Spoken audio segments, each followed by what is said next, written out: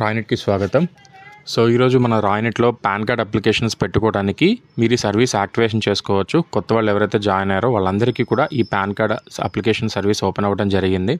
So దీనికి మీకు కావాల్సిందల్లా మీ యొక్క మొబైల్ నెంబర్, మీ మెయిల్ ఐడి, ఆ మొబైల్ నెంబర్కి మెయిల్ ఐడికి 2 ఓటీపీలు వస్తాయి, అవి ఎంటర్ చేయాలి. అలాగే మీ యొక్క అడ్రస్ డీటెయిల్స్, సిఎస్పి ఎవరైతే ఉన్నారో వాళ్ళ డీటెయిల్స్ మాత్రమే మీరు ఇక్కడ ఎంటర్ చేయాలి.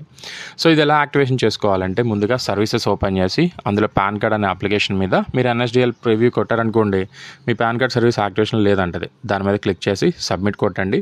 199 రూపీస్ మీ వ్యాలెట్లో నుంచి కట్ అయిపోయి ఈ సర్వీస్ మీకు యాక్టివేషన్ అవుతుంది. ఇది సర్వీస్ యాక్టివేషన్ అవుతుంది. సో ఈ యాక్టివేషన్ అయిన తర్వాత మీరు ఫస్ట్ రిజిస్టర్ చేసుకోవాలి. సో ఈ రిజిస్టర్ చేసుకోవడానికి మీరు ఎక్కడికి వెళ్ళాలి అంటే ఇక్కడ ఇదే పేజ్లో మీరు ఎక్కడ ఏమీ క్లోజ్ చేయకుండా అప్లై ఫర్ పాన్ అనే ఆప్షన్ మీద మీరు క్లిక్ చేయాలి ఇక్కడ. సో అప్లై ఫర్ పాన్ అనే ఆప్షన్ మీద మీరు క్లిక్ చేస్తే మీకు ఆప్షన్స్ రావడం జరుగుతుంది.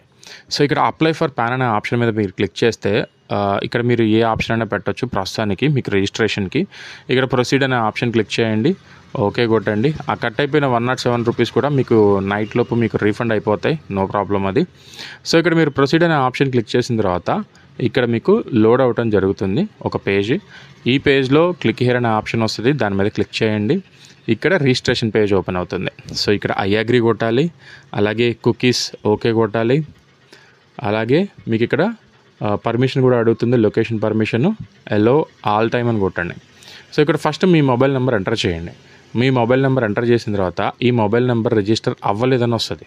ఓకే, సో అవ్వలేదని వస్తుంది కాబట్టి దానిపైన రిజిస్టర్ నవ్ అనే ఆప్షన్ ఉంది, ఇదిగోండి. సో రిజిస్టర్ ఈ మొబైల్ నెంబర్ రిజిస్ట్రేషన్లో లేదని వస్తుంది. ఇక్కడ దాని పక్కనే మీకు పైన రిజిస్టర్ నవ్ అని వస్తుంది, దాని మీద క్లిక్ చేయండి.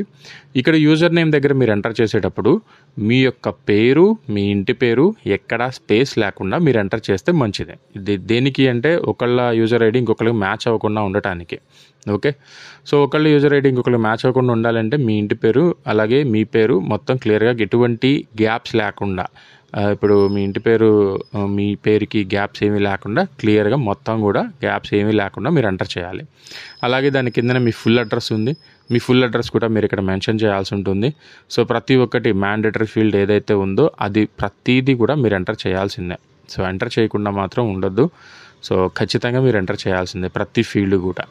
సో ప్రతి ఫీల్డ్ కూడా మీరు ఇక్కడ ఎంటర్ చేసిన తర్వాత కింద మీ మొబైల్ నెంబర్, మీ మెయిల్ ఐడి అడుగుతుంది. అవి 2 కూడా మీరు ఎంటర్ చేసి రిక్వెస్ట్ ఓటీపీ ఎంటర్ చేయాలి. ఇప్పుడు మీ మొబైల్ నెంబర్, మీ మెయిల్ ఐడి 2 ఎంటర్ చేసి మొబైల్ నెంబర్ దగ్గర రిక్వెస్ట్ ఓటీపీ అలాగే మెయిల్ ఐడి దగ్గర కూడా రిక్వెస్ట్ ఓటీపీ క్లిక్ చేశారనుకోండి, మీ మొబైల్ నెంబర్కి ఒక ఓటీపీ వెళ్ళిద్ది, మీ మెయిల్ ఐడికి ఒక ఓటీపీ వెళ్ళిద్ది. 6 డిజిట్స్ ఉంటాయి. సో ఆ 6 డిజిట్స్ ఉన్న ఓటీపీలు మీరు ఇక్కడ ఎంటర్ చేయాలి. మీరు ఇక్కడ ఎంటర్ చేసి 2 కూడా వ్యాలిడేట్ ఓటీపీ అనే ఆప్షన్ దగ్గర మీరు క్లిక్ చేయాలి.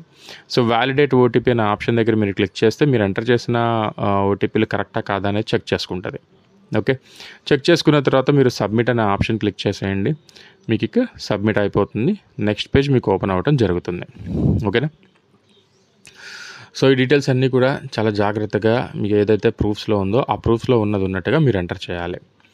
సో ఇక్కడ చూడండి, ఓటీపీ ఎంటర్ చేసి వ్యాలిడేట్ కొట్టేసాను, తీసేసుకుంది. గ్రీన్ కలర్ లెటర్స్ వచ్చేసినాయి. ఒకవేళ మీరు తప్పుగా ఎంటర్ చేస్తే రాంగ్ ఓటీపీ అని వస్తుంది. సో దయచేసి కరెక్ట్గా ఫస్ట్ అటెంప్ట్లోనే ఎంటర్ చేయండి. So we thank you for using pan application. So అయిపోయింది, రిజిస్ట్రేషన్ అయిపోయింది. ఇంకా మీకు డైరెక్ట్గా అప్లికేషన్ ఓపెన్ అవుతుంది. మీ చేతిలో ఏదైనా అప్లికేషన్ ఉంటే మీరు చేయొచ్చు, లేదంటే క్లోజ్ చేసేయచ్చు. క్లోజ్ చేసి మళ్ళీ మీకు నెక్స్ట్ కస్టమర్స్ వచ్చినప్పుడు మీరు అప్లికేషన్ కంటిన్యూ చేసుకోవచ్చు. Okay, thank you.